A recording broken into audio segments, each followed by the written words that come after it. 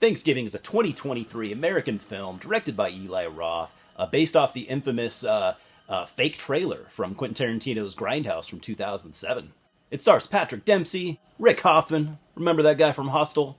It's cool to see him again.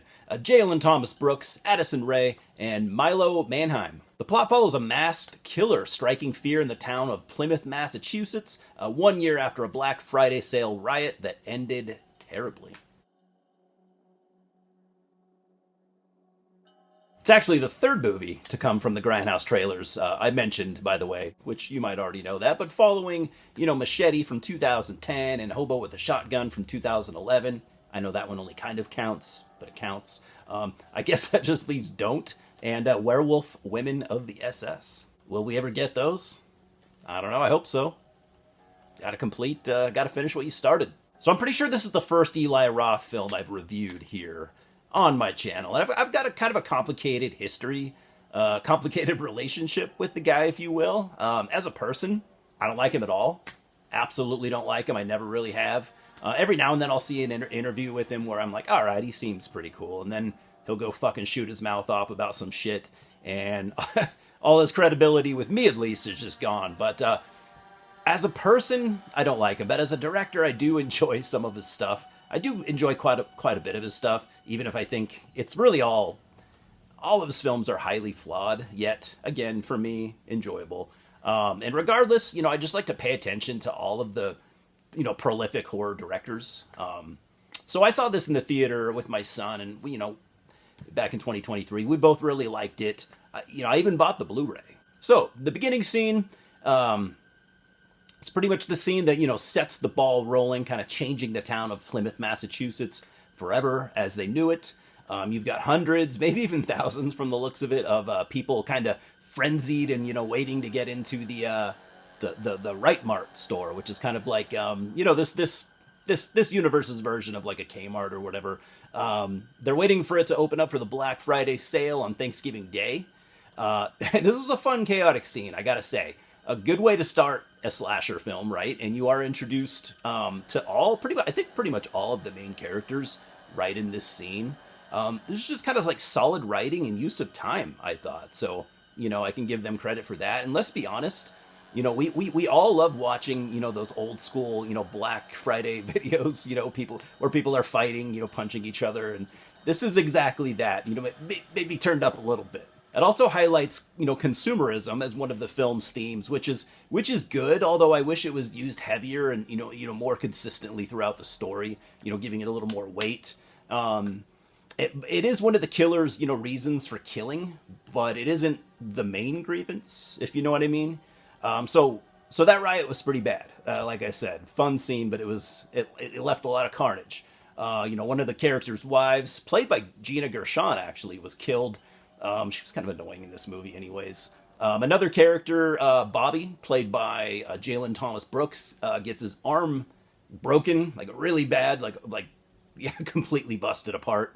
And he was a promising high school baseball player too, so this kind of ruined his chances at going pro. So fast forward a year, and he actually returns to Plymouth after moving away, after the incident at Right Mart. And a waitress from a local diner is murdered by a man wearing a John Carver mask. If you don't know who John Carver is, look it up real quick. So she was kind of responsible for Gina Gershon's character, getting killed during the riot. So I guess police are now suspecting that the killer, who everyone calls John Carver now as a nickname, is targeting people that were involved that night at the riot. Which I actually thought was pretty lame to draw that conclusion after just one murder. But it's easy to look past, not a big deal. I mean, it's true though, because those are exactly the people who also turn up dead, and it doesn't take too long to realize that the gore here also is really awesome. There is not a wasted kill, I don't think, in this movie, which is a problem that I have with a lot of horror movies, slashers even. So it's pretty satisfying. I'd say kind of on par with the Hostel stuff. I'd say maybe less torture porny. Like Tim Dillon's character gets decapitated, which, I could have been more happy about. Sorry. Fuck that guy. And, like I was kind of alluding to, this movie does what I like, especially in slashers, which is not only great gore, but actual memorable kills. Like you need both. Like they go hand in hand. It's not that hard to do. John Carver as a character, man, he's pretty savage. I don't think any of his kills are like simple stabbings or whatever. You definitely don't get any like off-screen bullshit. So that was awesome. He decapitates and disembowels and cuts people in half. Like you even get more. You even get more like Thanksgiving themed kills, like a scene where he stabs a girl in both ears with those corncob holder things. You know what I mean? So yeah, aside from being a Thanksgiving themed slasher, this is, as you may have guessed by now, very Scream influenced, which is understandable. I mean, Scream has become a highly, influential series to the point where I almost kind of look at it as its own subgenre now. Like it just kind of is. And I do like this movie. It will never be Scream, it just won't be. On one hand, though, it's more of a slasher, so you get better kills because, Scream was never really about that. But on the other hand, it doesn't have the charm, of Scream as far as, the characters are concerned. I mean, movies like this being, character-driven, you want a good cast. You want a good cast, you want a good script, which Eli Roth has never, been good about. He didn't write this one, though, so, yeah, it's kind of saved from his sloppy writing. I mean, everyone here is fine. All the characters here are actually okay. But again, that's kind of a typical Eli Roth problem. On the plus side, again, he didn't write the script this time around, so I believe that to be a good thing and a positive thing for this movie. Also, I do wonder, it might be a coincidence, I don't know, I do wonder if Patrick Dempsey being cast as the town sheriff, had anything to do with with him being in Scream 3. Thought that was, kind of interesting. So yeah, the characters are passable. These kids are fine, but just barely passable. This one kid here is kind of a Judge Reinhold thing going on, so that was noticeable. For me, again, I think I've kind of alluded to that. The kills mostly make up for everything else being kind of average.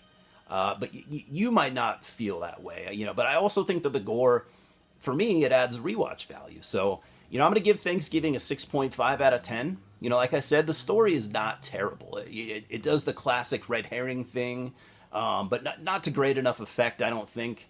A lot of things could have been tightened up just a little bit. It's almost there. I found myself, not really caring who John Carver was at most points, which is probably not a good thing. In the Scream movies, you're constantly trying to play detective and trying to figure out who the killer is. And this one, I was just like, we'll find out.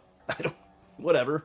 I do think this would have worked better, though, as just a straightforward slasher, instead of a Scream clone, if you will, because, the whodunit aspects just weren't strong enough for me. As a slasher, though, it pretty much checks all the boxes. There's even going to be a sequel soon. I don't know exactly when it's coming out, and I'm excited for that. I'm real excited for that. Also, I did want to talk about my favorite scene here, only I already did as a short some time ago. God, it might have been 2 years ago, back when this movie came out. So I made a short, so you can just watch that. I'll link it at the end of this video. Yeah, so check that out, and cheers, guys. See you at the multiplex. Subscribe right now, please.